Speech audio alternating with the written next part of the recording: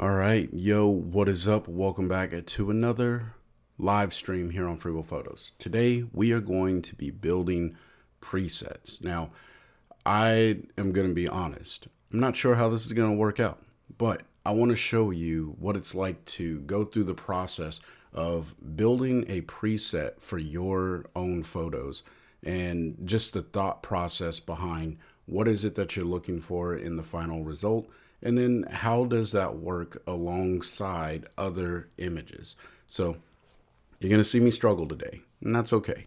I've already been struggling with some technical difficulties, and I woke up late. So there's that. But we're going to have a good time in the live stream. Drop your questions about presets if you're on live, and then if you are in the replay, you know to drop the comments. I'm there. I got you. You can also go over to my website. You can send me a message on my website, freewillphotos.com, which is also in the description box below. So let's go ahead and dive into the computer and take a look at what's going on here. All right, so here we are inside of the computer, and we're looking at a photo of my dog, Mr. Waffles. Now, what you want to do is get your exposure in the develop tab or develop module. You want to get that right where you want it to be. All right. I don't know how else to say that, because what we're going to do when we build presets, and my recommendation, whenever you build a preset, you should only work with the effects and local tab. You can work with portrait if that's something you think you'll be using a lot, but I don't recommend it. I just recommend effects and the local tab. All right. Now for today's purposes, I'm gonna just go ahead and smash AI auto. And we'll assume that this is a good exposure for the image that I'm working on. All right. And I'm actually okay with it. I'm not worried about noise, because this is also the process or the step where you should do your noise reduction. But I'm not going to worry about noise in this particular image. And then this is also where you want to choose your color profile. All right. All of your develop settings, you want to do that before you apply a preset, because you want to see what the preset's going to do with your exposed image. And then you can come back and modify your exposure later. So we're going to jump over to the effects module. And the first thing we're going to add is a tone enhancer. And I'm going for a desaturated orangey look to this image, and we'll see if I achieve that or not. But I want to add a tone enhancer because I need to start working on the highlights, and you know, I don't want to do that over in the develop. So I'm just going to pull down on my highlights just a little bit, and this is going to help with setting that base tonality overall. And then because it's going to be a desaturated look and kind of a faded look, I'm going to open up my shadows. And since Mr. Waffles is a darker dog, this may not be coming through on the stream, so I'm going to exaggerate the shadows being opened. And I think about 15 for this image works. When you build your preset, it's going to be specific for your image. So don't worry so much about the numbers. Just pay attention to the concept like usual. All right, now we're going to adjust the whites, and we're going to bring those down just a tad. And you know, I don't want the photo to be dark, because I'm going for a brown look. Brown's more of a dark color, so I'm just going to bring this white down a little bit. And then of course I'm going to also bring my blacks down, because again, I want this darker fill, and this is also building in a little bit of contrast to the image. Sort of. I guess the bringing on the whites is kind of fading the contrast, and the blacks is just increasing the blacks. All right. And then the next thing that we're going to do is pull up on the clarity slider just a little bit. We'll come back and play with that once we get closer to the end of the tutorial here, or the preset building. Now, the next step can be done in one of two ways. You can use the curves filter that is built in to the tone enhancer, or if you want to, because this is just my preference, I like to add a separate curve, which is going to go here. And I want a separate curve so I can have a separate mask. If I don't like the way that this curve looks on every photo, I can mask it out of certain areas. This is just a personal preference. You could absolutely use the tone curve that's built into the tone enhancer. And if you didn't know that there was a tone curve in the tone enhancer, surprise, there's a tone curve in the tone enhancer. All right. So, moral of the story, you can choose which one you want. I'm going to go with the curves over here on a separate channel. Now, first thing we're going to do is fade the blacks. We want to get that faded look in here. You know, we want that faded look to show up. So there's the faded look. And now we're going to add a few points. All right. So the first point that we're going to add is going to be down here in the shadows. We're going to add another one just about there and another one up here. Okay. So what we're going to do is pull down on our shadows, and this is getting us like that faded, contrasty matte look. And then we're going to pull up a little bit and start to just move those tones around. Now, if you look at his nose here, we're getting like this weird artifacting and banding. That's no good, right? Like, that is not what we want. We're really like spreading those colors out. So you got to pay attention for things like that. If you start to see weird stuff happening in your photo, then this is where you want to adjust accordingly. So we're just going to pull back a little bit on that. And I think that looks about right, turning it off and on. Yep, I think that looks okay. And, you know, you can always come back and readjust these. You just can't delete nodes later on, because ON1 still makes you use Command Z or Control Z to remove those. All right, and then you can play around with your highlights. I think my highlights were fine where they were. I don't want this to be like a super bright preset. So I think my highlights, I actually reduced them just a little bit there. All right, so now we have a tone enhancer and a curves filter running on this photo. We're off to a good start on our preset. So now comes the fun part. Now we're going to throw in our color enhancer. All right, so let's go and grab a color enhancer. Now, if you didn't catch last week's stream, you know the difference between the color enhancer and or you may not know the difference, but moral of the story, this is one of the reasons that you go for the color enhancer. And I'm going to walk you through that a little bit, but this is one of those times where the color enhancer is just a better tool than the color adjustment. All right. So the first thing that we're going to do is bring down the temperature. We're just going to pull down the temperature a little bit. It doesn't have to come down a whole lot. And it's good to look at these before and afters. What I'm trying to do is just balance out some of the orange in the image. I know we're about to add orange. It's going to be crazy. But we want to pull it down just a little bit. So that way, when we add it, it's more dramatic and it looks good. The next thing is going to be adjusting the tint. We're going to move this magenta slider just a touch. It doesn't have to be a whole lot. We can always come back and re-edit that later. Now we're getting into the vibrance and saturation. So we're going to reduce the saturation just a touch, right? And I say just a touch, and I'm still going because I want this to really be like a desaturated brown tone look. And then for the vibrance, because vibrance is just super chill, we're going to increase that quite a bit. And I can probably desaturate this a little bit more. So let's see what we're doing to the image so far. So far, we have a blue look. It's desaturated. And with all of our presets added in, we're moving in the right direction. All right. Now comes the fun part. we're going to come down here to these channels. Now, your range I'm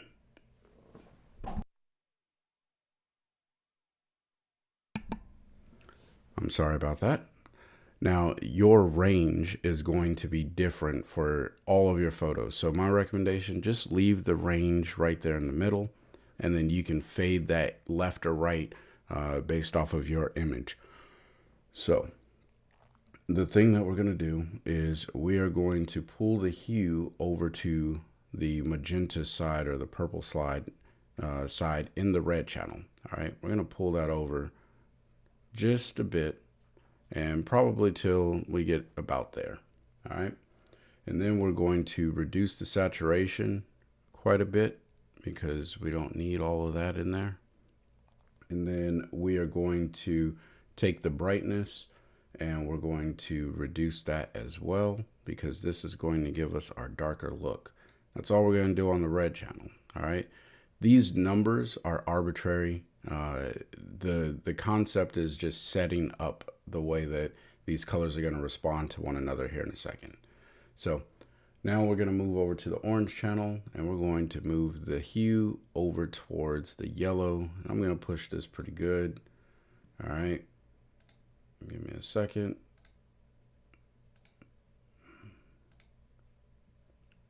Okay,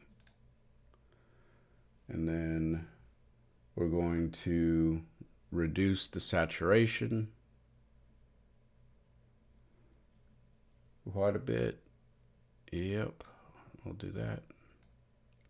That seems about right. And then we are going to reduce the brightness just a little bit. Not a whole lot. We don't need to do it a whole lot. Okay. I think this is about where we want to be. Let's turn this off and on. You see we're already getting that desaturated, faded look on our image, which is great. That's what we want. So now we're going to move over to the yellow channel. All right. Now that we're on the yellow channel, we're going to move the hue over to the left just a little bit. And this is to taste for the image. If you look at the floor back there, this is where, we start to see some of that change happen.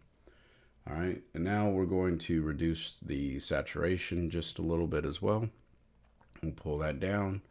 And we're going to increase the brightness. This is where we're going to get some of that luminance, if you will, back into the image. And now we're going to go to the green channel, and we're going to move the hue over to this yellow side almost all the way. And then we're going to remove some of the saturation. And that is it for the green channel. Now we're going to go over to the aqua channel. We're going to move these all the way over into the blue, but then we're going to desaturate this, 100%, and we're going to make it super dark. All right. So essentially we don't want any blue. And if there is blue, we just want it to be black, monochrome, and really dark. So it almost becomes a black, if that's how that works. All right, that was in our aqua channel. And then for our blue channel, we're just going to move the saturation over just a little bit. We're going to move the saturation down. We're going to reduce it. And we'll go to about there. And we're getting this nice little faded look, so to speak, right? And then we are going to increase our brightness just a little bit in the blue channel. We'll do it about there. Let's see how this looks. Yeah, this is not looking too bad. We got a lot of noise in this image, and that's worth cleaning up. Like I said before, you start working. But the colors are what we're really looking at.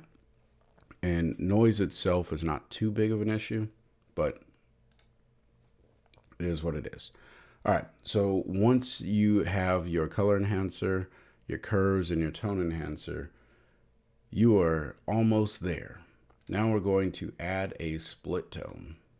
All right, and in the split tone, we are going to try and make this work.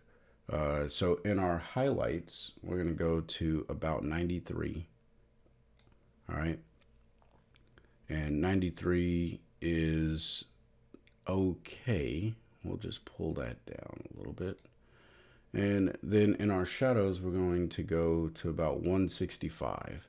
Now, I do have notes, and that's why I'm moving through this quite fast, because I have an idea of where I'm trying to go with this, and I don't like that. So we're just going to move this down because I want our shadows to have that richness in it, right? And for our mode, we'll just go normal. I don't need it to be on color. We can go normal for the split tone and maybe balance this.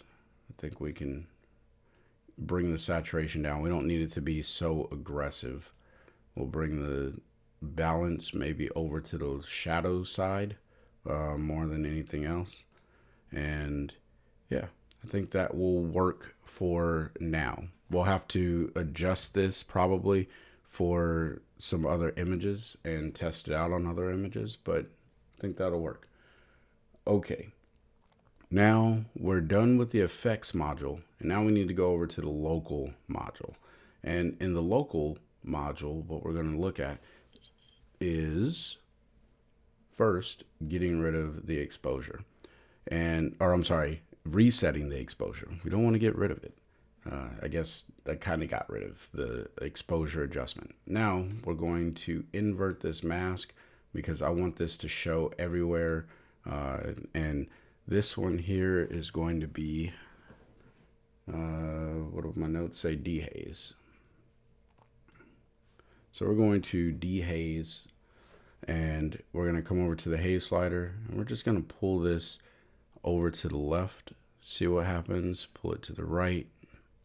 And I think adding in some haze actually works better. So we're just going to throw in some haze, just a little bit, turning it off and on.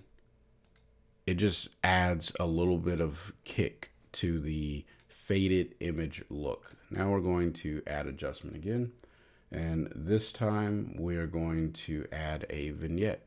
Now, if you have been around here for a little while, you know how I do my vignettes. So I'm just going to grab this and put it there. The location of the vignette is really irrelevant, because when you make your image later on down the line and you add this as a preset to whatever image you're going to put it on, you're going to come in here and move around this vignette. This is why this is my favorite way of adding the vignette, because I have complete control of where it goes. You could put it in, use the vignette filter in the effects module, but this is my favorite way of adding a vignette. And yeah, I can't say enough good things about adding it this way. But and this is also a method that I used in Lightroom, and then when I switched over to ON1, I just never let it go, because old habits die hard, right? So now that I have my vignette, the last thing that I'm going to do, and I'm gonna just call this Vin, we'll go like so, and I'll even turn that off because I don't really need it. We'll hit add adjustment, and the last adjustment that I'm going to add here, we'll go in between the vignette because I want the vignette to be on top.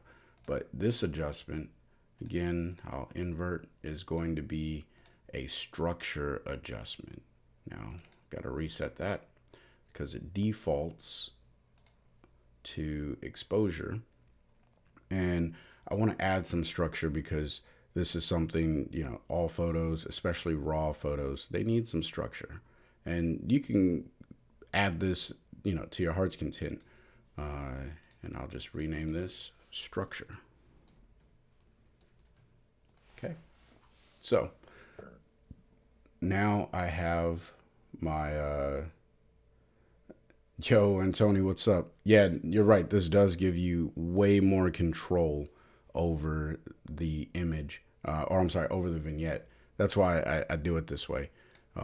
So now I think I have my preset the way that it should be, and it's ready to go for other images. Now, I need to export this. So I'm going to go to Effects. I'm going to hit this little drop down arrow, and I'm going to label this DSAT orange, because that's what I'm going for, and we'll see how this works. Now, I have a preset testing ground that I put all of my testing, like the presets that I'm testing into. So that's where I'm going to store mine. Now, wherever you choose to store yours, you can, if you don't have storage, let me back up. If you don't have storage, you can come up to Add New Category, and this adds a new folder essentially for you to store your preset. So you can create your own category, and that's how I got this testing ground, and that's where I put it. Now, this is where the word of caution comes in, and if you've seen any of my preset videos, I can't harp on this enough. Uncheck develop, all right? Unless you want to add in the camera profile. That's the only thing that I would recommend you keep inside of the develop module when you're building an effect. If you don't care about the camera profile and you want to make that decision every single time, just uncheck develop because there's a lot of stuff inside of develop. I guess you can keep the lens correction because that's not going to hurt anything. But noise and sharpening, color and tone, definitely color and tone. You want to keep that alone or unchecked, with the exception of camera profile. Camera profile isn't going to hurt you too much if you know that you're using the same profile every single time.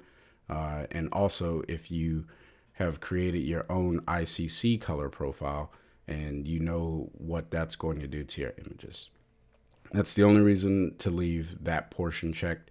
But in the effects, you want to make sure all of your effects are applied. And if you applied any radial effects, I recommend you hit apply masks. All right. Now, in the local adjustments, because I did apply this vignette, oh, I guess I'm not on local anymore. Because I did apply the vignette, I am going to click apply mask, because that I want that radial adjustment to always be there, so I can just click on it, move it whenever I want, and then it's good to go. So now that I have my DSAT orange, and I'll label this test because I can always rename this later. I want to know that, obviously, if it's in my testing grounds folder, I know that it's in testing right now, but just for my sake, I'm going to label it test. Now, what I can do is also come over here to snapshots, create a new snapshot, and I'll just call this DSAT orange test as well. And now, if I wanted to, I could reset everything on this image like so, and I can always recall it. So those snapshots come in handy. I love it. I don't have to create a separate layer or a duplicate layer and then reset one of those layers. I could just save it as a snapshot, and I can come back to that later. Now, we're looking at photos of Mr. Waffles right here. Got a bunch of them. So let's go find something else to apply this preset to. Let's see what I have here.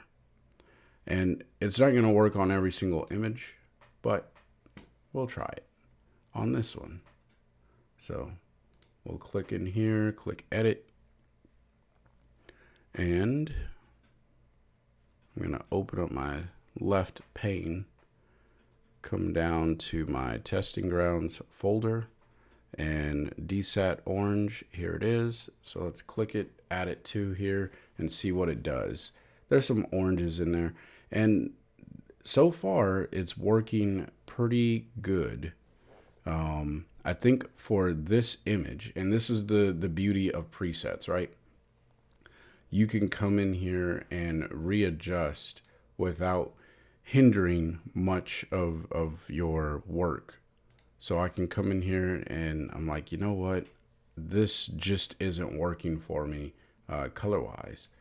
Well, is it happening in the split tone? No, not so much in the split tone. So then I could come over to the color enhancer, and I think maybe in the reds, I need to bring down some of the reds, and then the orange, maybe bring down the darkness in the orange and desaturate that. Now add in a little bit more saturation. This is the beauty of presets, right?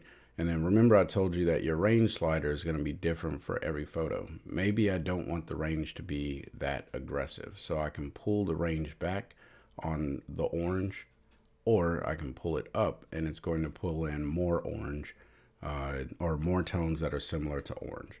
So completely up to you how you choose to use the presets, but this is essentially in one click. I went from a very saturated green, orange, yellow fall leaf to a desaturated looking leaf. Now, I'll be honest, this is not the most flattering look for this image, all right?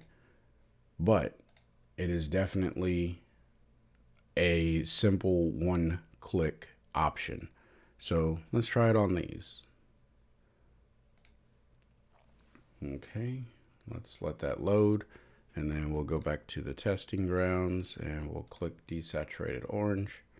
Let's see what happens. Now on this photo, it doesn't look that bad. You know, coming from the before and the after. And then if I wanted to, I can come over here to the vignette, hit the letter M, and change the way that my vignette looks, right? So maybe I want to vignette just around the main subject of the image and pull that. Like, to me, this is not a bad look, and I could probably spread the vignette out a little bit more so that way it doesn't fade so quickly away from here. But moral of the story, in one click I was able to get to a really good place with the image. And it's not perfect, and there's some yellows in here that can be modified, so you know, we can work on that. But moral of the story, I stylized an image from something that's pretty saturated to a desaturated, almost like a faded film look. Yeah, you're talking about with the vignette, right? So, and Tony mentioned that inside of the masking features, you can bring your density back. So if I'm like, you know what, I want to brighten this area, but I still want to keep a fade with the vignette, I can start to pull back on the density here. And what's going to happen, and I said brighten that area, I got this backwards. Sorry. Let me regain my composure. When you pull down on the density, what happens to your mask is where you are protecting the area from whatever adjustment you made. As you pull down on your density, that area that was protected starts to get less protected until you get all the way down to 0, and then it's no longer protected. This is very helpful if you have an adjustment that you want a little bit to shine through on the protected area so it blends well. In the case of the vignette, in the case of my vignette, I'm not fully, I don't know if I want to adjust the density for this one, but that is an option available because it does help with this fade that's happening over here. So good point, Antony. Thank you for pointing that out. All right. But nonetheless, there is a look, and I'll even save that. I don't know if I completely made the desaturation look the way that I was, or I'm sorry, the orange look that I was going for. But definitely came across with a nice preset overall. Sorry, I was getting some coffee there. Let's see if there's any other images. You know what? There's this truck I took a photo of. It's like just sitting. I don't know. It's in a parking lot somewhere around our house. Now, I'll go AI auto. This is just going to expose the image. We've already talked about that. And then I can come back over here to my desaturated orange look. And let's see what we get. Now, that is pretty cool. I'll turn off the vignette because I don't like the way that the vignette was working. But that's the beauty of having things on separate structures or separate channels, if you will. And then I could probably change the split tone here. I think there's too much, and maybe this color just isn't, excuse me for a second.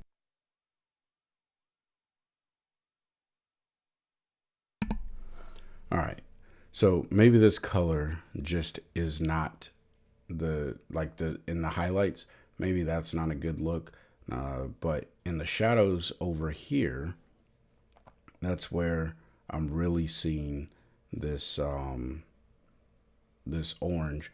And so one of the cool ways of working with the split tone feature is you can pull up thanks, Antonio, I appreciate that. You can pull up on your shadow or on the amount slider, see how much of the color is being added into your image, and then you can mess around with this hue slider. Now you can obviously also click on the box and get your color adjustment wheel, and this is probably way more intuitive. But if this intimidates you and you're like, you know what, I don't want to do that, I just want to throw in the color, maybe like right there would be where I want to go. I feel like you get more precision this way, but that could be intimidating. So, you know, you can use this slider, you pull up on the amount, and then you just pull that back until you get to a place where you're like, okay, I like where that's at. And now you do the same thing with your highlights. You put this at 50%. So, and then pull the amount all the way up. You start to get the color you're looking for, moving that around. And like I said, I was going for like that orange desaturated look. So maybe in the highlights, I should go with more of a red. And maybe that's going to be, well, so for me, it's easier just to pull this over into the reds. And I want the red to be closer to orange. So I'll just go about right here. And I think that's going to work out well because I'm not going to have a whole lot of it. It's going to be pulled back the amount wise. And then I'm also going to pull the balance down. And now I'll even pull down the amount because I don't want to overpower what is going on down here in the color enhancer. All right, so if I turn that off and turn it back on, it is overpowering. So now the nice thing about ON1 is you have these opacity sliders. So I could pull this back as well. And you know, this is just giving me a stylized look over the image overall. And maybe that's where I need to be for this image. No, in the Windows version, you don't get the color wheel, but you do get the color spectrum. It's a linear, like, color thing. Whenever you click on that, you should get the color spectrum.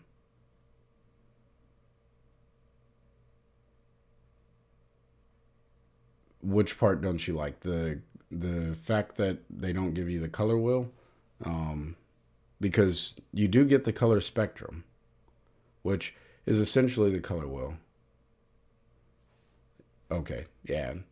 I don't know if we get the color spectrum on Macs. Yeah. So you get something similar to this, where mine goes left to right, and then top to bottom for the color wheel. Yeah, I won't disagree with you. The color wheel is much more visually pleasing, but you can accomplish essentially the same thing with the color spectrum. Here, I'll show you. We'll just go ahead and add another split tone, and then I'll turn this one off. Click here.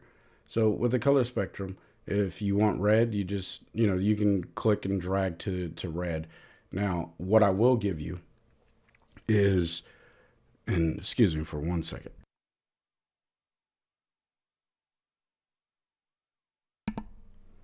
Okay, yeah, I gotta clear my throat like quite often. I don't know why. Anyway, what I will give you is the color spectrum on Apple is much smoother, because like whenever I moved around on the color spectrum on my laptop, I just felt like it was always dragging behind. Now, I don't know if that's just because I don't have a very powerful laptop, which I thought I did, but ON1 seems to crawl whenever I use that laptop. So, uh, moral of the story: I do prefer the color wheel, but don't count out the color spectrum, because you do get a good tool here that you can select your colors.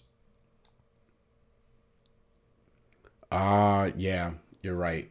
You can see the complementary colors. Um, I get what you're saying. So yellow to blue, green to magenta, uh, red to aqua. Oh, yeah, no, you're right. You do get to see the complementary colors here. Um, I do agree with that. Man, having a rough day.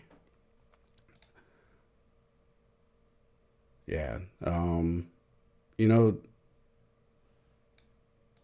I feel like based off of the color bands in the spectrum, you can kind of pick out the. I guess that's a little hard. Yeah. If you know the complementary colors, then you can see it, but I don't see the relationship to the complementary colors in the color spectrum as easily as you can see them in the color wheel. So yeah, I really do personally appreciate the color wheel as well. So I can't knock that. Um, but there is on the PC side an opportunity to select uh, specific colors. So you know the tool is not the greatest, but it is there. It is there. But yeah, so for this image, I would probably call this good, and then I'll come back over to my local, turn on the vignette here, and the vignette is way too large, or it's oriented wrong. So I'll pull it this direction, and then maybe even spread it out just a little bit. I think that would work well. So if I were to turn this off and on, it just brings the attention. You don't really see it over here. Like the transition happens very, very faintly. So it just works out. Overall, this would be a good preset, I think, just because it doesn't have to be perfect. Presets do not need to be perfect. They just need to be a good starting point to get you to the desired creative end state that you're looking for. And that's how all of my presets are. I don't make presets that are one click and I'm done. Sometimes you get lucky and it's like, hey, I clicked the preset and it made my photo look amazing, and I didn't have to do anything to it after that. Well, no, I very rarely have that happen. Most of the time I have to click the photo and then edit the photo, and or I'm sorry, click the photo, add the preset, edit the photo, and then even go back and change the preset. Now, what I'd be interested to see is how this preset works on something with a ton of green. Yeah, that's right, Anthony. It's just a starting point. So for anyone who is not familiar, presets are just a starting point, and they just help you get your creative thoughts out a lot faster. So we're going to add this preset to this green grass photo and see what happens, because I'd be interested to see what happens. Now that looks pretty interesting. And you know what I'll probably do is turn off the vignette overall in the image. I'll leave it turned off, and then I'll come back over here. So this is good for you to know. If you are working on presets, you make your preset and you're like, okay, I just made an adjustment and I want to save that to my preset. You don't have to resave the preset. Once you make an adjustment to the preset, ON1 is tracking it. And all you have to do is come over to the preset in the preset pane over here. If you right click, you're going to get a pop-up window once my computer decides to play ball with me. Come on, you can do it. I promise you it does. There we go. There's the pop-up window. All right. Once you get the pop-up window where it says update preset with current settings, you can click on this and then you get this dialog box again. Now, I will make mention that if you're going to, if you've made adjustments in the develop, make sure that you uncheck this and then you come back to your camera profile, which is underneath color and tone. Click on your camera profile so that way, if that's what you want to have added, but I don't really care to have the camera profile in this particular one. The only adjustment that I made was inside of the local adjustments. So I can leave effects alone, and then as long as local adjustments is good, and then I want to still make sure that I hit apply mask. You got to make sure that all of the things that you did in the original save, with the exception of the adjustment, because all I did was turn off this mask. So I want to make sure that that information is captured properly.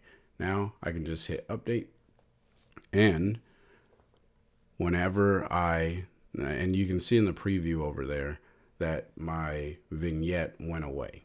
All right. So now when I go to another image, we'll just hit done on that. It's okay if I have some oddly colored green grass. Now, when I come over to this image, for instance, we'll just go ahead and hit edit. And you do not need to hit edit to add a preset to your image. In fact, whenever I work on presets, I typically work in a different way, and I'll show that to you here shortly. But I'll add my desaturated orange test, and you can see it changes the way that this photo looks drastically, and it's actually kind of cool the way that it looks. Yo, Mark, what's up? And no worries, there's no such thing as being late to a live stream, you know. We're just hanging out, but I'm glad you're here. Thank you. So when you add the preset into the photo, now I didn't add my actual vignette, but the mask is still there. So when I turn it on, the vignette is applied. And then if I hit the letter M on my keyboard, I guess I should probably be on the vignette filter, then hit the letter M. Now I get access to my vignette filter. I can modify this the way that I choose to, however I so please, right? And then I also have access to opacity. So if I'm like, you know what, I don't want it to be that bold, there you go. Now it is faded around the edges here, and we are good to go. So I mentioned that I don't work with my presets by opening every single photo. I'll show you the way that I work with my presets whenever I want to add them. So I typically move them into an album, and I have an album called Preset Testing Ground. For some reason, the images that I test all of my presets on have disappeared from the album. I don't know why, because they were there on Tuesday, and now they're not here. So that's the fun of ON1 for you. All right. I don't have any filters on it. And it says that there's 0 items inside of this album. And it's actually very frustrating because I haven't moved them off of the hard drive. However, there are some I went through before I started this.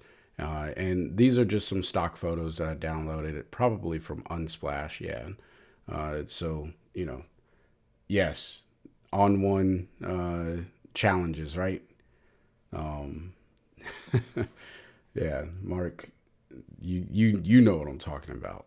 So, but it's, I digress. It's okay. Moral of the story, this is how I like to test my presets. I come to this particular folder, well, my preset testing ground folder, and then I click on preset and I select an image, and it's going to give me my preset options, right? So I come over here to my testing ground,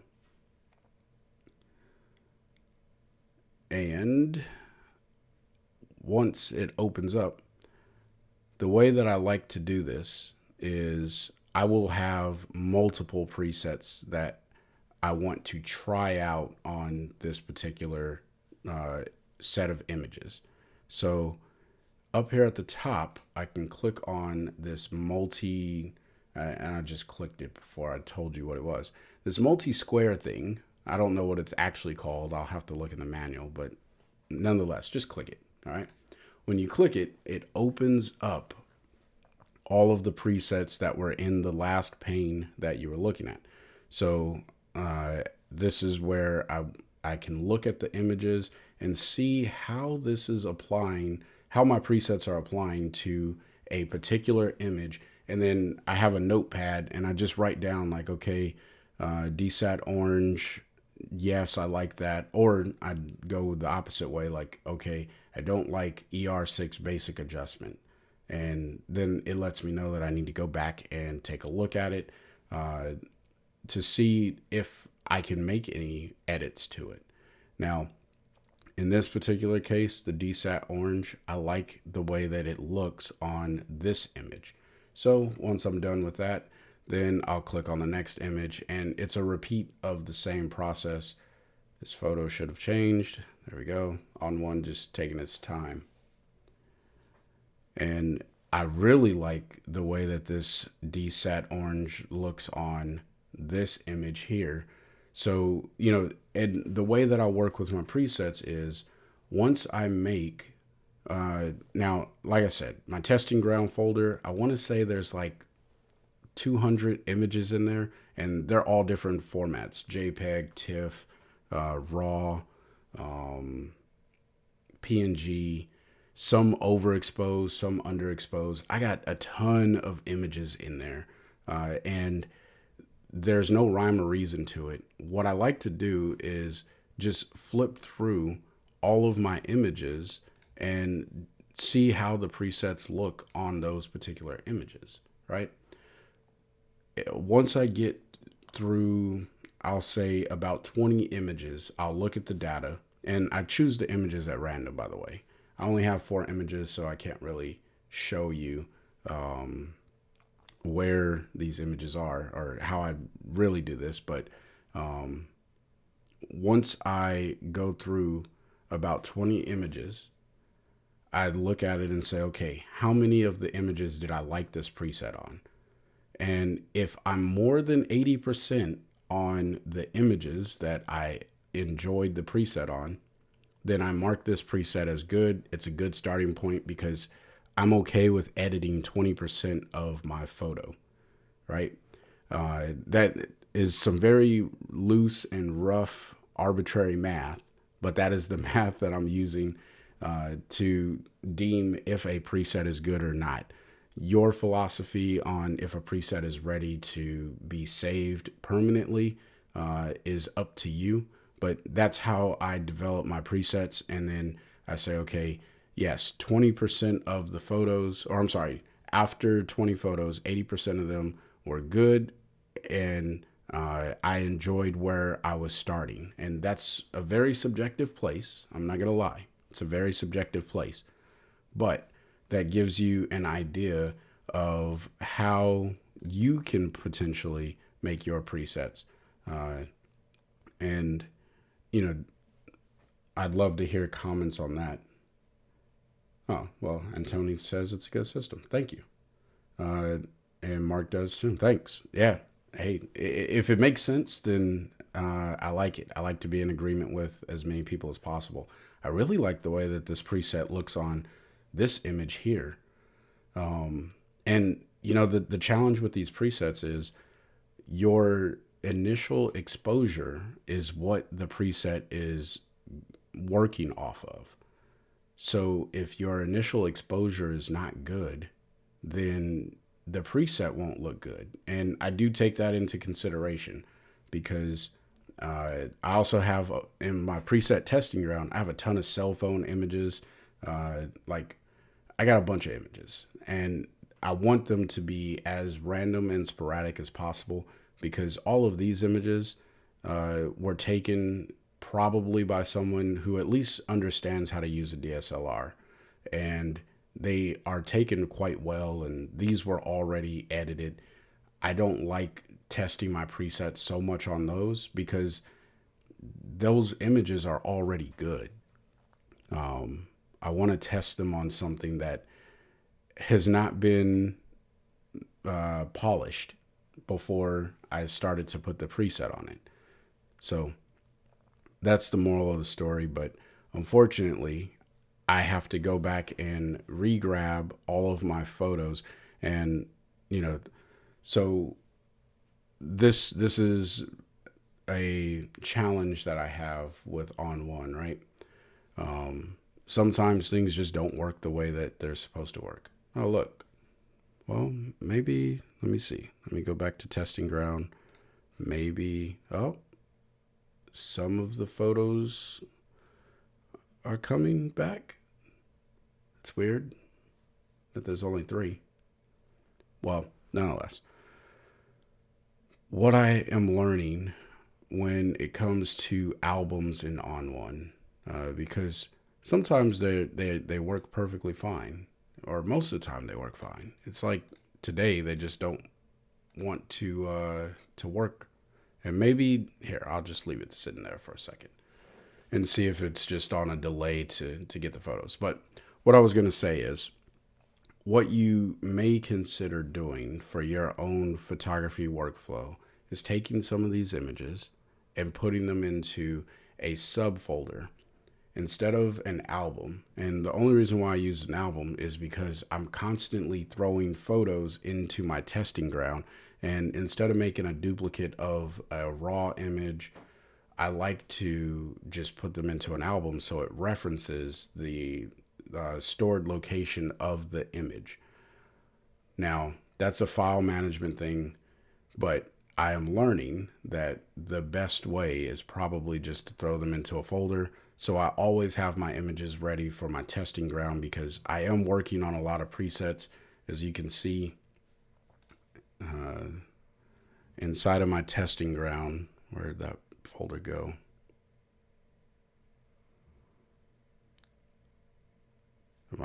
I'm in it. I'm like, where did the testing ground folder go?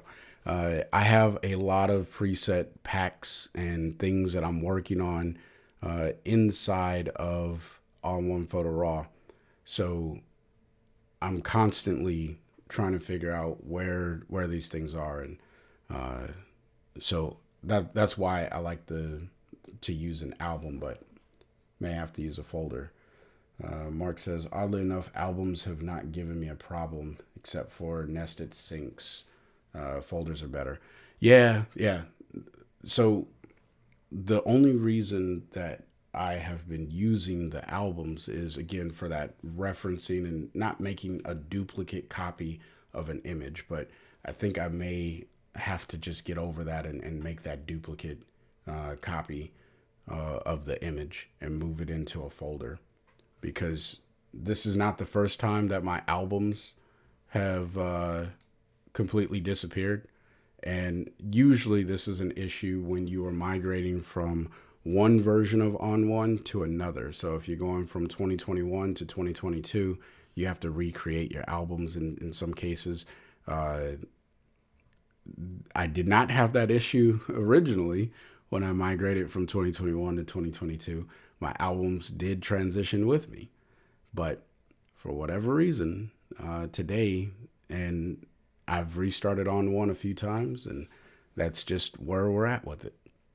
But I digress. I leave it alone and keep moving.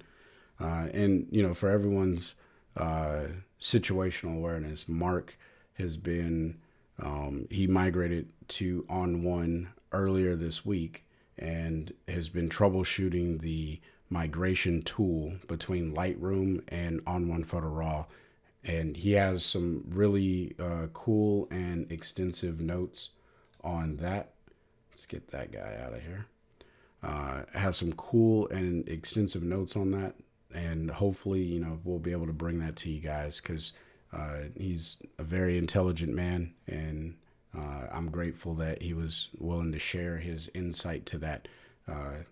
And truth be told, I'll be honest, I don't fully understand everything that was happening, but I have confidence that Mark knows all when it comes to that. Mark says, will the ON1 backup fix the albums? You know, I don't know the answer to that. I think it does, but if I remember correctly, the ON1 backup, and I gotta come here, the ON1 backup, well, I thought up here, yeah, this backs up your edits, metadata, albums, presets, and extras. So yes, it should. The problem is I do have a backup. And you know what? Maybe because I have not backed up in a week. Yeah, I probably need to go and restore a backup. So, you know, fun fact, we'll go down some data storage conversations. But if you are experiencing this issue, I can go restore data, and then I already know where my backups are stored. This is where it is. So I can just hit restore. And what it should do, and we'll see if this theory works, right, Mark? What it should do is put all of my preset testing ground images back inside of the preset testing ground folder. The problem is ON1 moves a little slow from time to time, and this may take a day. I don't know. I've never used this feature personally, because until today, I have not had issues with my albums. And as you can see, some of the photos are there, and I don't know what is really happening, but we'll see. You know, well, this is where we come to learn about ON1 Photo Raw in all its glory. It will be an awesome find if this works. And, you know, what would be even more awesome is if there weren't people that are just jumping on spamming stuff. But it's all good.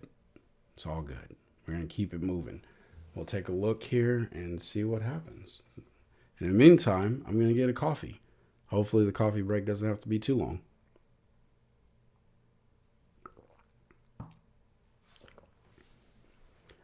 All right.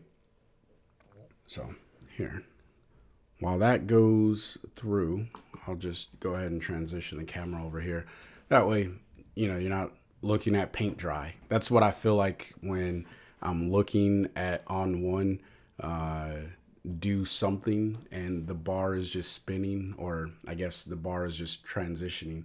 I feel like I'm watching paint dry. And I've never done that before, but the analogy of watching paint dry is it's extremely boring, time consuming, and not any fun. So I'm not going to, I didn't, oh, nah, you're good, Mark. Truth be told, I was done with the preset, and this is looking at the grass grow. Yeah, hey, truth be told, this is just one of those times where the benefit of a live stream, right?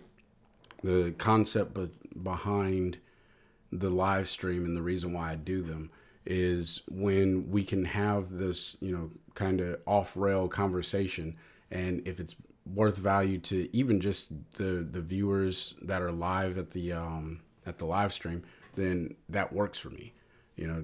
It's kind of like a classroom, right? Where we come together, or a coffee meeting. I'm all about just sharing ideas. So, and it is literally saying copying backup. I don't know why it's copying a backup to restore the backup, but that is one of the things. Waiting for water to boil. Now, so fun fact, I do a lot of cooking. I enjoy cooking. I do wait for the water to boil. I'm one of those guys that I just sit there and I throw a little bit of salt into the water so it helps the boiling happen a little bit faster. But I do wait for the first bubbles to start up because I don't want to get like super geeky, right? But cooking is one of the things I enjoy doing. It's fun. It's almost like photography for me as a pastime. I like to wait for the first couple bubbles to show up, and then I drop in whatever I'm going to boil. And at that point, I'll reduce the fire just a little bit. And for me, that's like the best boiling method. I make pasta that way. I make vegetables whenever I steam them. So yeah, I don't want to get nerdy because I do like to cook and I'm pretty good at it. I think my family thinks so too. So they give me a hard time sometimes because I'm very creative in the kitchen. I make some stuff and they're like, that's not going to work. And then they try it and they're like, oh, that did work. And I'm like, yes, it did. Truth be told, I didn't know if it was going to work either. I just have a little bit of experience with cooking, experimental cooking. That's what I do. So now you guys know way more about me than you probably thought you would ever learn about me. But hey, that's how we grow as a community, right? You guys learn some random facts about me and I learn random stuff about you guys and I love it. Okay, so let's jump back into the computer because this is interesting. Go there.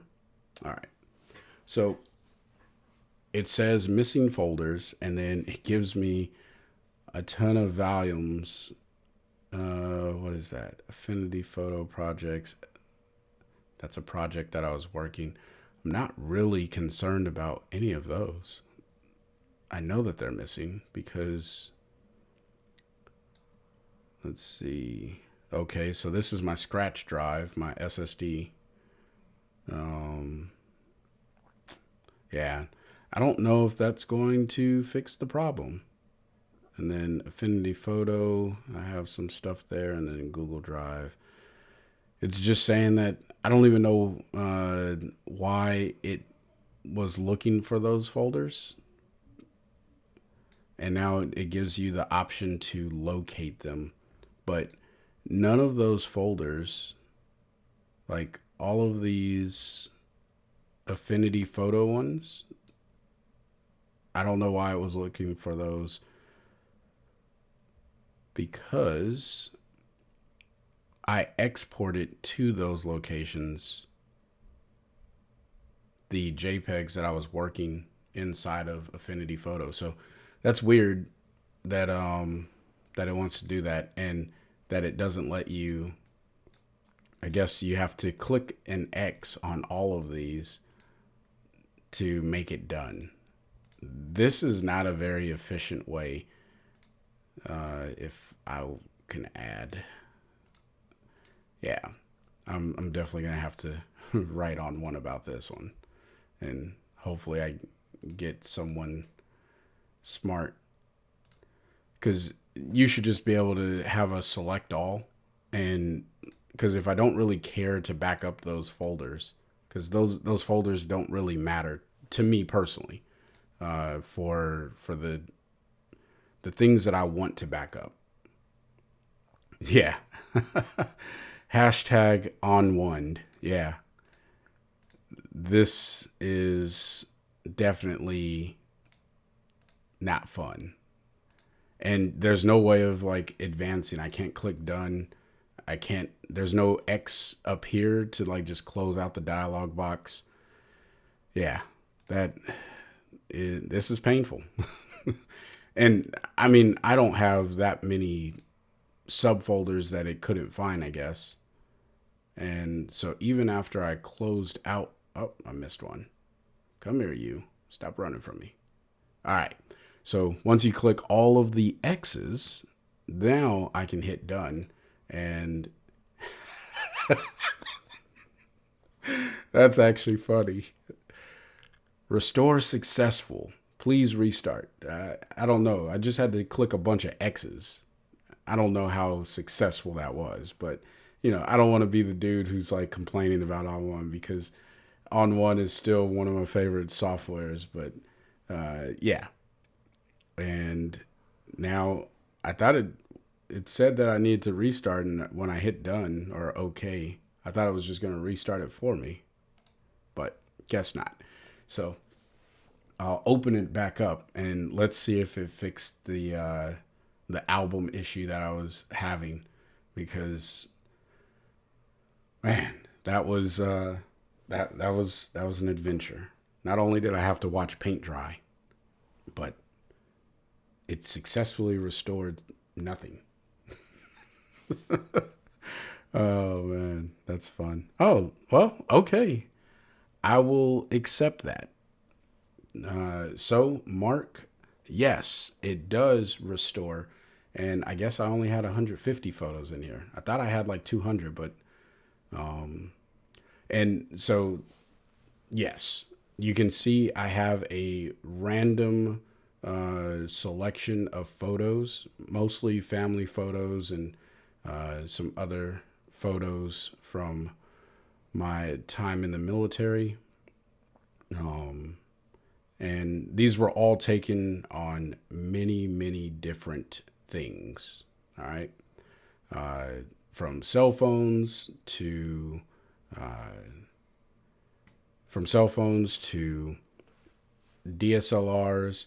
Like I said, I had some underexposed photos because this is back earlier when I was still getting used to my camera, my D5200. I traded that in to get the R6, but my D5200, my trusty D52. And as you can see here, my exposure settings were probably not appropriate for the location I was photographing. And I was also using a, I guess, a telephoto kit lens, 55 to 300. So nonetheless, this is what I typically come in and I test all of my presets on. And for those of you who didn't know, I am in the military. I don't talk about it much, but you know, there's obviously photos of me and my friends throughout the years of service. So yeah, I'd come in here and I troubleshoot. So like this image probably is not going to look very good on that image. Preset, and I can come over to desaturated orange. And I didn't actually mean to click it. Sorry, got a little sidetracked. So I can come over here and eventually this is going to show up. You're very welcome. You're very welcome. But and the desaturated orange doesn't actually look too bad on this flower that's mostly these like pinkish purple tones. But I can click on this photo here and do the same thing. So you guys got the concept, and like this would be one of those photos like it does not look good. So I am going to mark that as a don't use this on this sample image. But this looks okay, with the exception that the original image was probably, it probably had some exposure issues. So, this is just the process that I go through. And now you have the inside scoop on the way that I go through making presets and my intention behind the preset as a whole. I'd be curious to see what it looks like on this image. So, yeah. If you guys have any questions on presets, then we can jump into a quick Q&A. I don't want to belabor the live stream if it's not something, if there's no questions or any question about ON1. It doesn't have to just be about presets. Like the goal of this is to answer any questions that you may have about ON1, assuming I can answer them, because there are some questions that I just don't have answers to. And I don't know, like, why this won't show me the preview of the photo that I have selected. Because I clearly have a photo selected, and it's like, nah, man, I don't want to play. Don't know what the deal is with that. But this one, it worked with. So maybe if I click over here, I don't know. Oh, now it's working. I'm curious for the desaturated orange. Well, that is the goal. That is the goal. I definitely want to help where I can and, get you guys into using things for your presets. But yeah, it's slowly catching up. That is the crux of everything with ON1. Everything is slow, but I still I truly love the software. But as you see, I have my frustrations with it at the same time, because the software just doesn't always work. But when you come to, when I was talking about my workflow, so earlier I told you that one of the photos didn't work well with the preset that I had built. But this preset actually looks fantastic on this image. So, this would be a +1 for that photo there, where it would have been a -1 on another photo. Now, I typically do this. Let me see. I don't know if, yeah, I don't have many in this one. Here, we'll do it like this, because I think it's value added to show you like the real workflow, because I don't do it with just one preset at a time. I do it with multiple presets.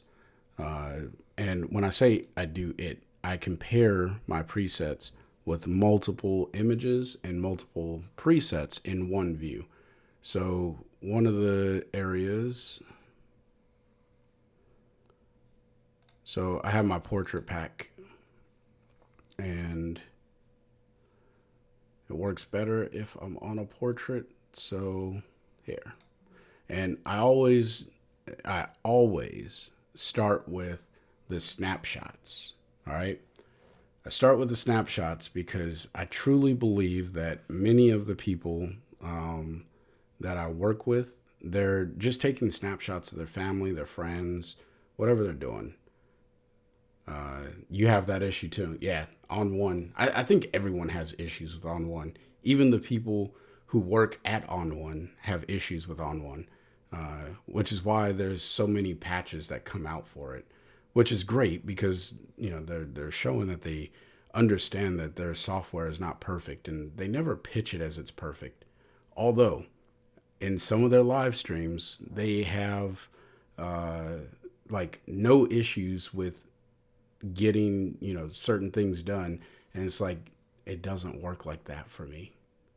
I don't have like my biggest issue is my tablet trying to get access to my synced folders, and I don't know why that's taken so long to open. Like, this is another issue. Some days this goes like super quick because the previews don't take that much energy to come up with. But yeah, On1, I love it. There are some challenges. Maybe I'll choose a different image. That seemed to work for me the last time. There we go. It's starting to come up. So, so what I do is I open up I select the image, and then I open up the folder where all of my presets are.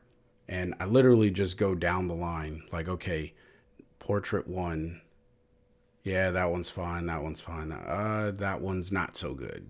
But then I look at it, and this is where I come up with like my notes, right? This is for a male portrait. Well, obviously, if you have a photo of two little girls, probably not going to be a dramatic male portrait, right? So it's okay if that one doesn't go. So I skip it, and then I go dramatic look. Is it dramatic? Yep, there's some drama in there, so that's fine. And then I look here. Yep, FWP1, that's fine. And I'm not even looking to see what's changing in the image. I'm just looking to see if the image looks okay with the preset. Because the change to the image happens inside of the preset, it's really irrelevant. But if it doesn't look good, and sometimes, I'll be honest, I do shortchange this, and I just scroll through it, and I look for the bad image. And if there is no bad image that I can like quickly pick out of the bunch, like even this one isn't bad because I know that I have some blur on some of my presets. So even though this looks blurry, I wouldn't count this bad because I have some blur on some of the portrait presets to help with skin retouching and stuff like that. Yeah, they always go flawless. And then you go and try it and it doesn't work. Like, I don't know what it is. And, I have an M1 Mac, and I have a very good, stable internet connection. Everything is hardwired into my router. So the only thing that's working off of Wi-Fi is my tablet. So, and I have a mesh network. Like, I went through some good, some extreme measures to try and get my system to be as good as it possibly can. And yeah, their live stream demos are always flawless, and it would be nice to see them struggle, because then it's like, okay, well, yeah.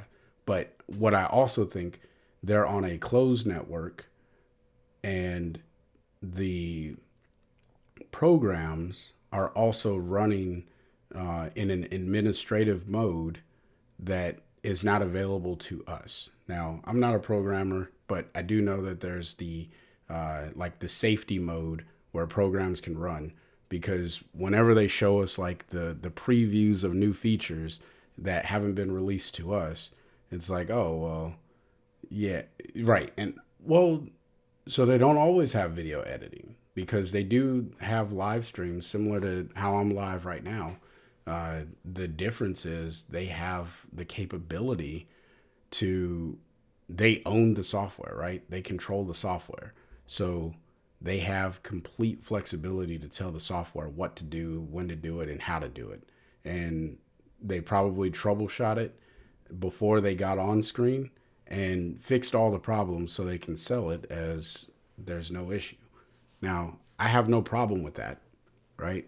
Because I'm okay with dreaming of what a program should work as, but I would like them to be a little bit more transparent in the concept of saying, hey, you know what? This is how it's supposed to work, and your results may vary, right? Even if they said something like that, it'd be like, oh, yeah. And, I could live with it. But moral of the story, you see, I have a lot of presets inside of one folder, and then I just go through and I check all of the presets. So, and I only go with numbers. I don't like to name my presets. If you guys are familiar with Jarrett Poland and his preset pack, he names his presets, which is cool, good for him. Not hating on him. That's his business. I personally do not like to name my presets more than I do put FWP. So if anyone has other presets, they know like, hey, I'm getting the Free Will Photos preset pack, or I'm in the Free Will Photos preset pack. And then the subject matter of the photo, so portrait is what I'm going for.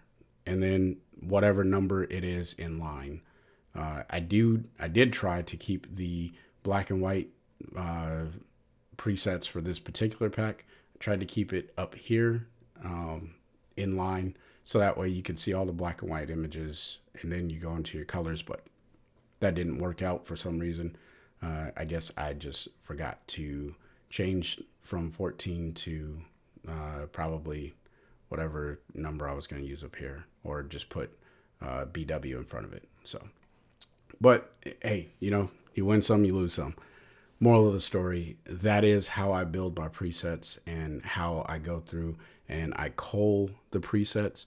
And if I see something where, like, if 14 is constantly bad on all of the portraits that I select, then I go into it on, some of the photos that I've seen that I was like, hey, this is pretty bad. And then I start to make those edits, right? Because, and then I retest it on those same photos or similar photos, because I don't always remember the photos that I tested on. Because as you can see, I have just a bunch of random photos in here. So, but typically it's all happening on the same day. So short-term memory, if you got a good one, you'll be all right. If you got a spotty one like me, I'd sometimes just make a note, like, I'll click and write the name of the photo if I realize, like, hey, I probably need to start paying attention to it. I don't know. Every day is a little bit different. But thank you, Antoni. I try to have as much, or I try to have a lot of reason behind what I do and how I do it. Doesn't always work out the way that I would like it to, but I typically try to have a rhyme and reason. So there is that. And looks like my camera is frozen. Let me see if I can fix that. Technical difficulties all day long.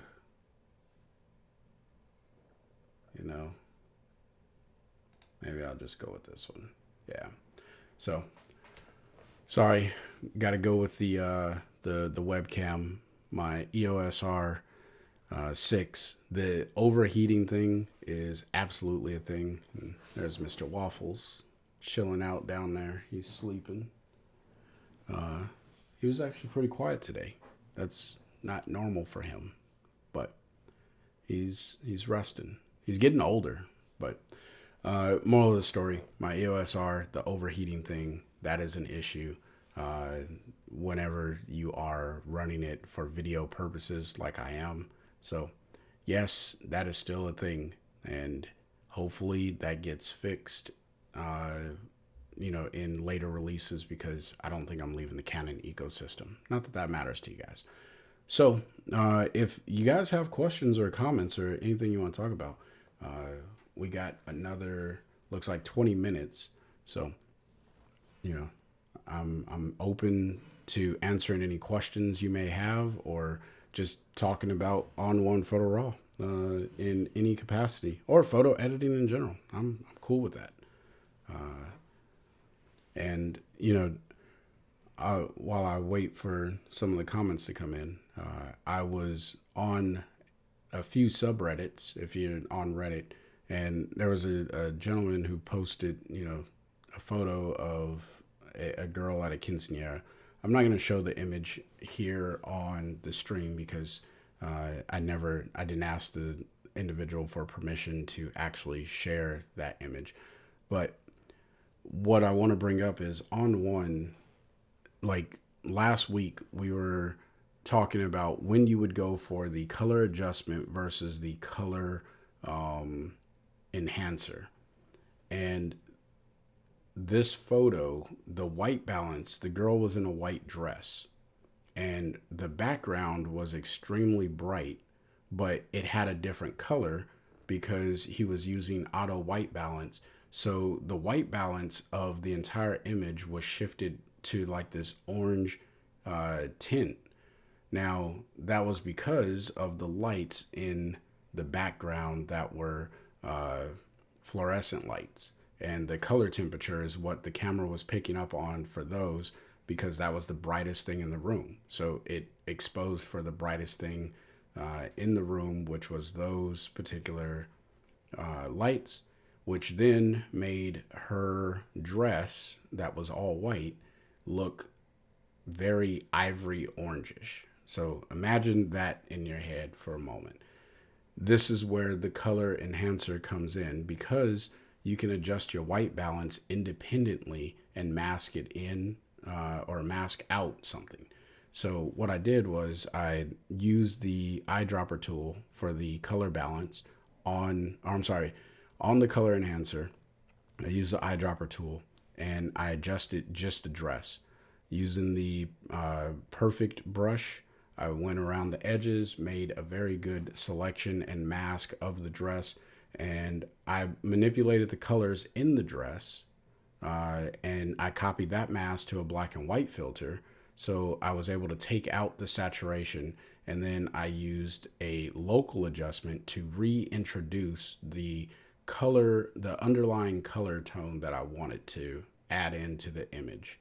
I really wish I had gotten permission to share that with you, because it is a little bit more of an advanced edit, but it just showcases the raw power that's inside of On1 Photo Raw and the capabilities that we have available to us. So, and it was a fairly quick edit.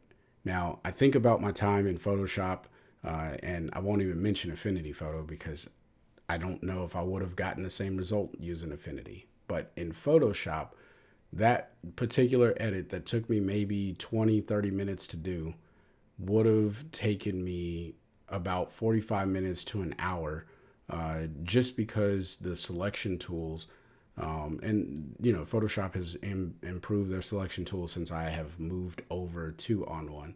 But the selection tools in Photoshop, they're very precise, but they also are very challenging to use, where On1 does a lot of the heavy lifting for you. Perfect brush, and then even with the layer mask itself, or the effect mask itself, finding the darkest and brightest tone using the levels. So yeah, but let me jump over to the comments. And Tony says, don't say sorry. Okay, I will not say sorry. And then Mark says, can you recall the subreddit that was on? So I can. It was on, and I don't know if this is against the rules of Reddit or not. I feel like you can share a screen for Reddit. Now, for what it's worth, the original poster, or the OP, is what I think they call it. That's like the slang term. The original poster took down the image, but the subreddit that I was on is called post processing. So r/post processing. Let's go like this. r/post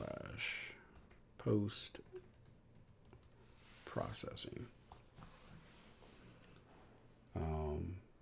And I'm gonna move this over like so. That way you can see it. Where is it? There we go. Okay.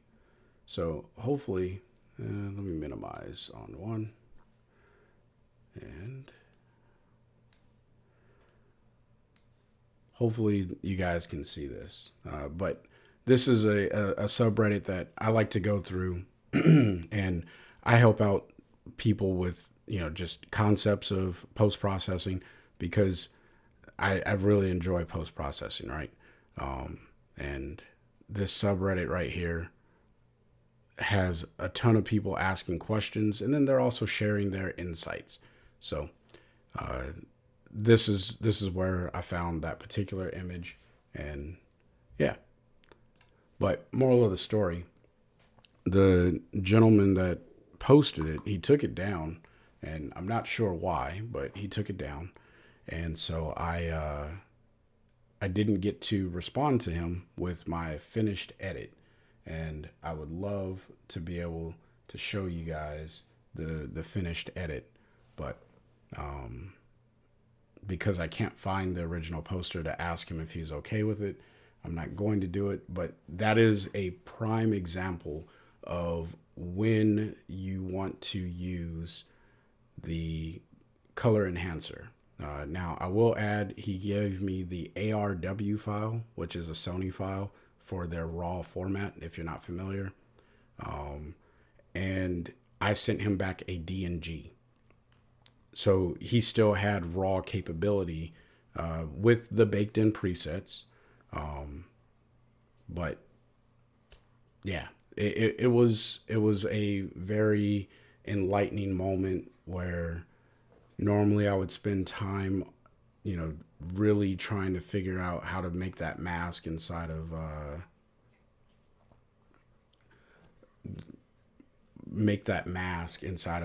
Photoshop. With ON1, literally just got to use a brush and paint over some stuff, and it works out. So that's why I really appreciate ON1, and I enjoy using it because I don't have to do a lot of photoshopping for the things that I want to do with photo editing, and you can get some really good edits. So,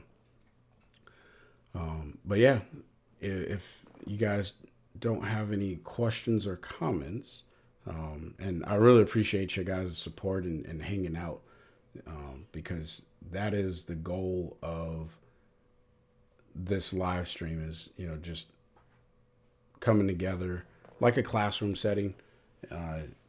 Not that I'm some super genius teacher or anything like that. I'll never claim to be that. But being as humble as I can, showing you what I do know, and answering any questions that you may have. And then if I don't know, I will go and research it the best I can to find the answer and present it to you all. There are a few things that I'm working, one of which is how to get a watermark into your photos. Your signature, if you write your signature on a paper, how do you edit that? Get rid of the background using one of the blend modes, and then, resizing that, putting it into your image, but also making a PNG on an iPad maybe. I use Procreate, but there's another free program. If you don't have an iPad or don't have Procreate, you can get Sketchbook or Sketchpad, something like that. It's free download, and you just have to write your name, save it as a PNG, and you can even upload that into your extras inside of ON1 and drop that into a watermark. And you can watermark your images with your signature. There's a lot of things that I have coming that I'm still working on, so bear with me. I did get my last podcast episode up on Anchor yesterday, or Spotify, wherever podcasting platform you listen to. It does mass distribute to all of these platforms. You can also check the description below if you want to hear that one. But that was talking about photography equipment that I think most photographers need. No, I'm sorry. That was talking about iPads and if you need one in your photo editing kit. Short answer, yes. Everyone should have an iPad in their photo editing kit. Um, but it comes down to if you can afford it and if you're going to use it. If both of those are false, then don't get it. It's not. It'll be an expensive paperweight, but you can listen to that podcast if that's something you're interested in. The podcasts themselves will not be posted onto the YouTube channel. I'm going to keep that strictly to the ON1 and photo editing side of things, but the podcast will be more conversational, discussion based. So, hopefully I can get some interviews on the podcast, just talking to people about their photo experiences. So if that's something you're interested in, you can shoot me an email, come over to the website, shoot me a message on the contact form. I am as responsive as I possibly can be. All right. It may take me a day or so to get back to you, but I do get back to everyone who sends me a message. And that's just the way it is. I do have a full-time job. I'm also a husband and a father. So, and I'm a dog owner. So all of those things combined make it a little challenging. Mark says he loves his iPad, but it's kind of an expensive paperweight since I got a good, fast notebook. Yeah, again, that's what I'm saying. If you can afford it, then absolutely go for it. But you also have to have a need to use it. If you don't have a need to use it and you can afford it, then it does turn into that expensive paperweight. Now, if you are going to use it, like I use my iPad probably every day. I use it for more than just photo editing because I have to plan out content and I take notes, like I said before. So I use my iPad for pretty much anything and everything that I possibly can. I even reply to comments on my iPad. So I use it a lot, but I'm primarily on my main rig, which you guys can't see because that's just the way the view goes. But I'm usually on my main rig and working from here. But sometimes I want to sit on the couch and, be with the family. And the iPad comes in handy. The need was better with Lightroom and Photoshop, but now that I'm on ON1, not so much. Yeah, hey, that is a loaded comment, Mark. Yeah, the Lightroom Photoshop combo is fantastic. I do touch on that a little bit inside of the podcast because I'm not hating on Adobe, right? I think Adobe has a great product. Adobe, you guys do a fantastic job, and I don't think they're going to go anywhere. They're going to be the kings of the hill for a while. But the ON1 feature, the ON1 mobile app, I am anxious to see it grow, but it is growing at a very, very slow rate. It's almost worse than watching paint dry. And the mobile app, I'm not into mobile photography itself, so I was excited that I would be able to go to the hard drive that I had linked to the 360 cloud and make edits, even though I was going to be limited in the effects that I would be able to use. The majority of the effects that I do use, those are there, right? That was very tactful. I have some training in being tactful as much as possible, but I also want to be very truthful, right? The ON1 app, I was excited for when they announced it, And with 360 and being able to get to my photos on my hard drive back in my computer at home when I was traveling, because I do travel quite a bit, I was sadly mistaken and disappointed when I actually opened the app. And to this day, all right, you guys may or may not have seen my ON1 360 review video, but to this day, from the point that I released that video, I want to say that was back in the summer of 2020. Don't quote me on that, but it was a long time ago. I know it wasn't last year. Anyway, when it came out, my comment about this is only beneficial if you are working on a laptop still remains true. And that's primarily because the app itself is not that good. Now, again, I'm not going to rag on ON1. They're doing what they can, and I don't know the insides of their operation. So, grass is always going to look greener on the other side. I'm not going to mention anything about that. But what I will say is, if you are looking for a mobile editing experience, ON1 is not ready for that yet. All right? That's just the truth. Their desktop experience, I think, is great, minus some of the setbacks that you've experienced on the replay today or over the live stream. But once you get through some of those setbacks, ON1 is a fantastic piece of software. And this is why I use it for pretty much all of my photo editing. It's just, I don't have to learn multiple software, even though I have a bunch of them, primarily because I just like to troubleshoot and see what I can get out of different programs. But I do as much as I can inside of ON1. Even if I like something better in another app, I will go and try and make it inside of ON1.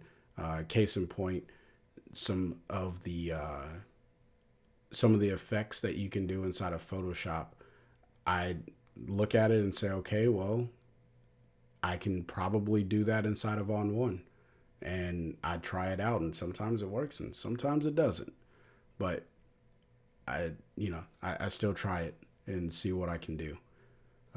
Mark says they will get it eventually, but in the meantime, I use PhotoSync to get from my camera card iOS back to ON1 desktop.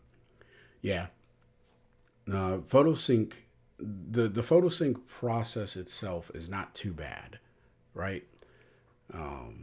You can get your photos. The problem is the editing. So what Mark is using, I think that works great. It does get it back into your computer. But I guess I was just hoping to have a little bit more capability with my mobile editing, because once upon a time I used to do on-the-spot edits and deliveries with my iPad when I was using Lightroom. So I would photograph something, send the JPEG over to my tablet, do the quick edit, usually throwing on a preset from Lightroom Classic that I saved into a raw photo on my presets, copy that, sync it over, and then I would literally, as the client is there, it's like, all right, where should I send this? And then I'm either airdropping it from my iPad, which was like super cool. People walked away with images. And they enjoyed that, right?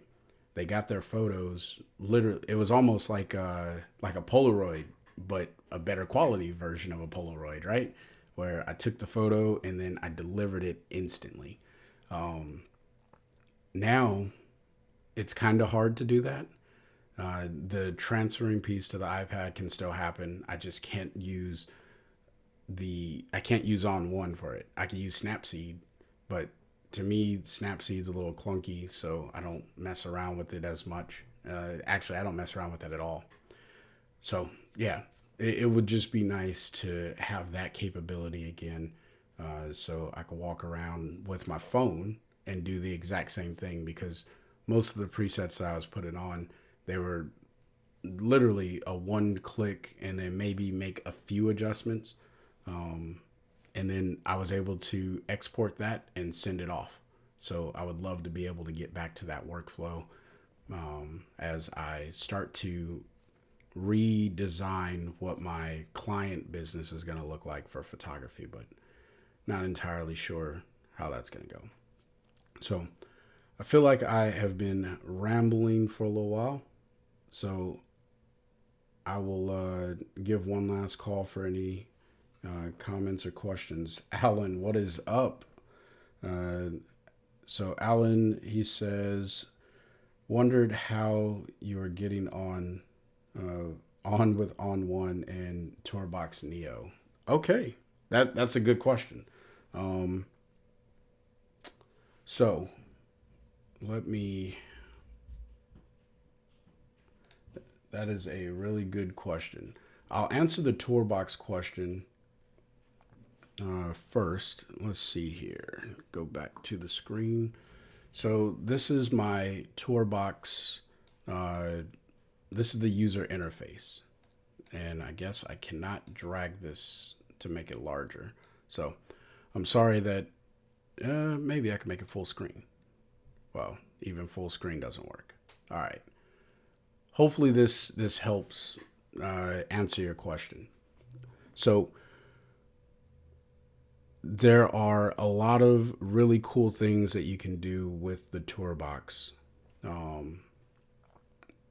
And you can do what I've used it for here in ON1. I have a lot of things that are not set, but I have my bracket key. This is so I can adjust my brushes. I have the paint in and paint out.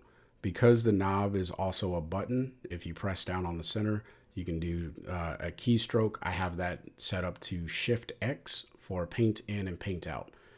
I have the Shift bracket keys set up for my opacity, or I'm sorry, not my opacity, my feather.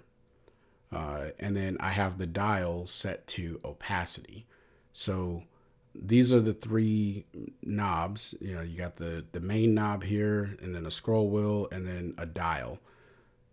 Now, what I'm running into as an issue with the Neo, or I'm sorry, not Neo, with the TourBox Neo, the issue that I'm running into is every time that I move the scroll wheel here, and I'll show that in live action, because that is pretty easy to do. We'll just open up this image.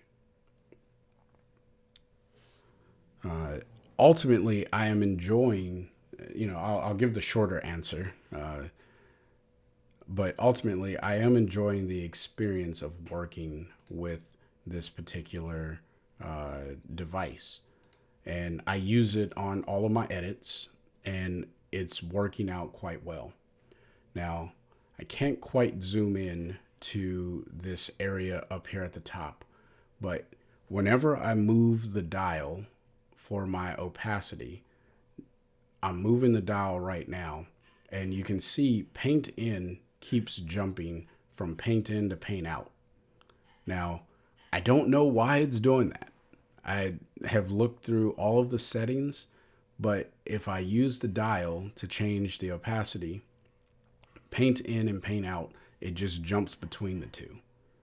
I looked at keystrokes for Shift X and then the keystroke for opacity to even rename those, and I still run into this issue. So there's something about the dial itself that is causing that. Now with the knob, and I'm adjusting the size of the brush now with the knob, that is not causing the issue. And then if you take a look at the feather, I'm using the scroll wheel for the feather now, and that's not causing this paint in, paint out.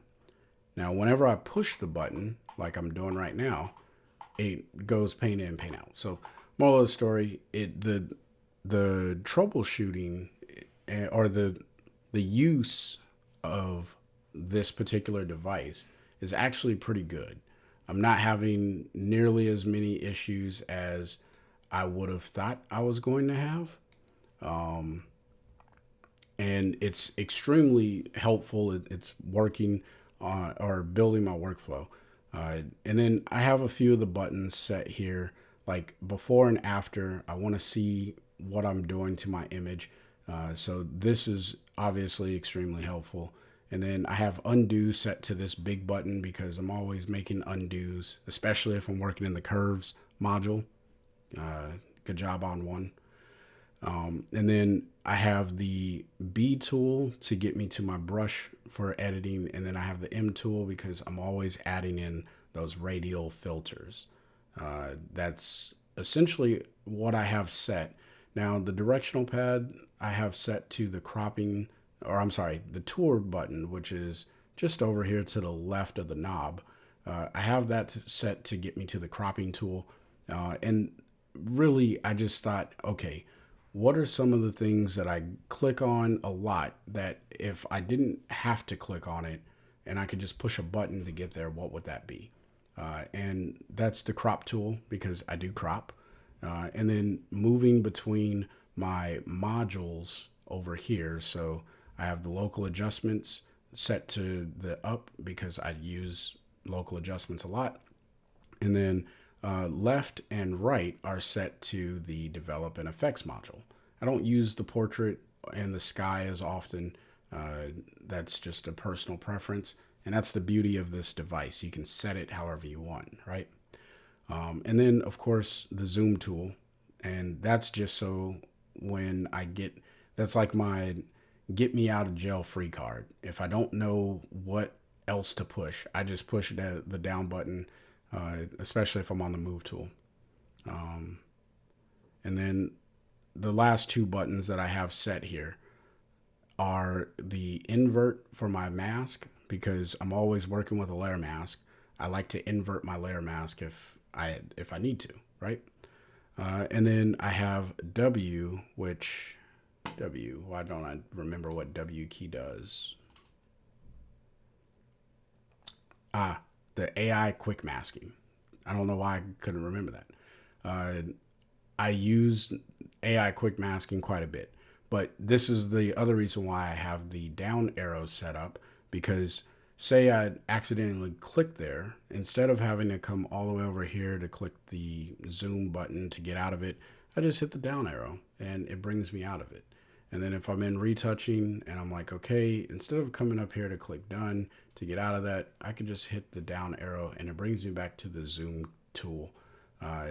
And the whole purpose of this device, and I'm going to jump back to the webcam. The whole purpose of this device is to help me with editing overall, and I think it's actually doing a fantastic job. I love it. That's the... All right, Mark.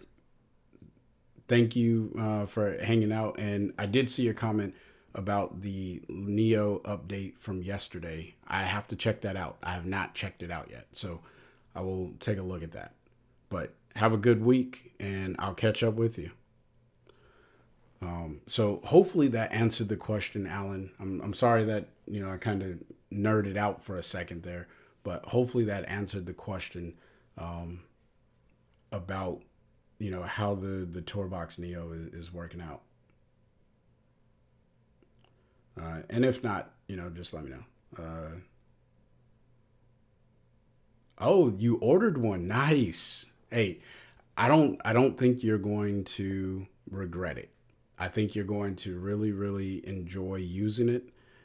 I have now, what I will say is I showed you photo editing where I really gain the value, and the whole reason that I purchased it is for the video editing. And I use 2 video editors. All right. They all have different keystrokes, but because the Neo is set, like the buttons, they all have different keystrokes. But because I know where I would normally press on the Neo, I can click on the same button and do the same effect. So like a ripple delete. I set my ripple delete to the short button, which is this one over here. And so actually that's a bad example because Final Cut Pro actually has a magnetic timeline. So when you delete a clip, it's already a ripple delete. So that's a bad example. But play, pause. Now, what is the same in both of these is the blade. This is the blade to cut a clip, and then the same thing, Command B is what you have to press to blade a tool in the in DaVinci Resolve, and whatever the keystroke is for Final Cut, I just have that mapped as well, which I think is also Command B. Yeah, it's Command B as well. The software is easy to use, and I haven't dove too deep into it. I've been using it for a surface level, and like, it is fantastic. Even zooming in and out on the timeline, using the button. Yeah. Moral of the story.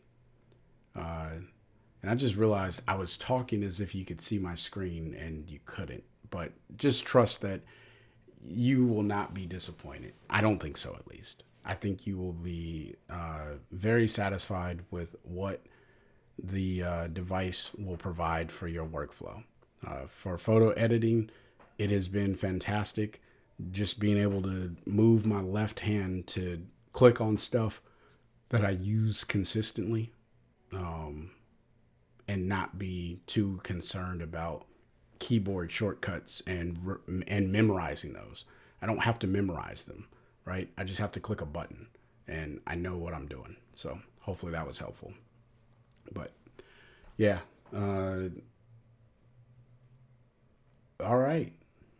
Well, my friends, I really appreciate you all hanging out and just being supportive. We continue to grow here at the Free Will Photos community, and I look forward to more growth and answering your questions. So please keep dropping them in the comments and sending them to me via email, because that's how we grow. And until the next time, I want you guys to stay inspired and keep creating. Peace.